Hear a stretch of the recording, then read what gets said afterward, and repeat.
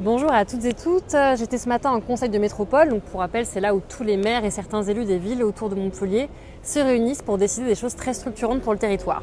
Alors pas moins de 68 affaires ce matin, sachant qu'on avait reçu l'ordre du jour ainsi que l'ensemble des documents préparatoires pas moins de 5 jours avant la tenue de la séance. Mais bref, grâce aux militants nous sommes, aux rencontres avec des associations et des syndicats, je n'étais évidemment pas seule à préparer ce conseil, lire les 270 pages et voici ce que l'on peut en retenir. D'abord, concernant la mobilité, j'ai réitéré les doutes que nous avions sur les conditions d'application de la gratuité partielle des transports le week-end. Je vous fais un récap des derniers épisodes. Lors du dernier conseil, on a pointé les incohérences du choix de l'actuelle majorité sur cette première tranche de gratuité. Elle ne traite ni le d'urgence sociale, car si ça avait été le cas, on aurait visé la gratuité pour les jeunes par exemple, ni la question des bouchons, car elle ne traite en rien la congestion automobile en semaine. Et puis surtout, nous avions la dernière fois touché du doigt un autre flou. Qu'en est-il des abonnés réguliers ? Est-ce que la gratuité du week-end s'applique aussi pour eux ? La réponse a été claire aujourd'hui, c'est la gratuité sauf pour les dizaines de milliers d'abonnés. Le tarif de leur abonnement ne vont baisser que de 10% alors que le rabais aurait dû être de 28% et oui. Alors que notre territoire est touché de plein fouet par la crise sociale, que les Montpelliérains galèrent dans les bouchons du lundi au vendredi, que nos marges de manœuvre budgétaires sont très faibles, flécher 1,9 million d'euros sur ce type de gratuité ne nous semblait pas du tout prioritaire.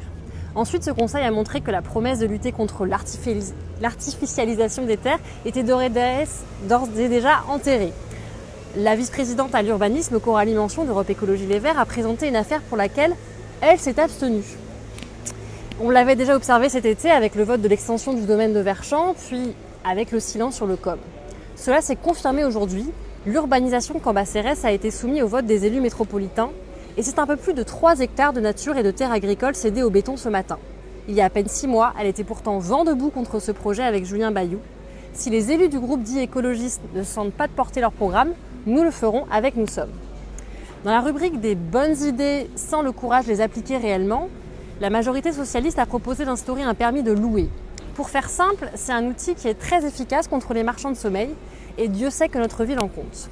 Lorsqu'il est déployé largement, il permet de lutter efficacement contre l'habitat insalubre. C'est d'ailleurs le cas à Lille, où sur toute la métropole, aujourd'hui est appliquée cette mesure, ou encore 10 communes sur l'agglomération de Béziers, et ce depuis plusieurs années.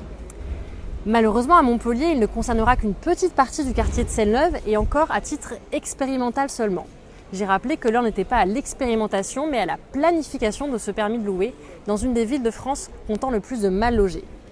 Enfin, un dernier mot sur un sujet important concernant l'argent public. Monsieur Delafosse s'était engagé sur l'exemplarité et l'éthique durant sa campagne, dont acte. Aujourd'hui, le Conseil a voté ses indemnités d'élus. Que découvre-t-on ? Eh bien, qu'il va s'octroyer 8 647 000 euros bruts par mois. Monsieur Delafosse va donc gagner 7 fois le SMIC dans un territoire où la pauvreté et la précarité sont endémiques. Le maire-président socialiste fait preuve d'indécence et c'est inacceptable. Pour nous, il est temps d'expérimenter l'encadrement des indemnités des élus. On a aussi tenté de faire adopter une prise de position claire de l'actuelle majorité contre l'OPA hostile lancée par Veolia sur Suez. Pourquoi ça nous concerne ? Car vous en avez peut-être entendu parler, mais cette OPA, si elle va au bout, elle impactera les conditions de travail des salariés de Suez, notamment ceux qui gèrent en DSP le site métropolitain de traitement des déchets améthystes.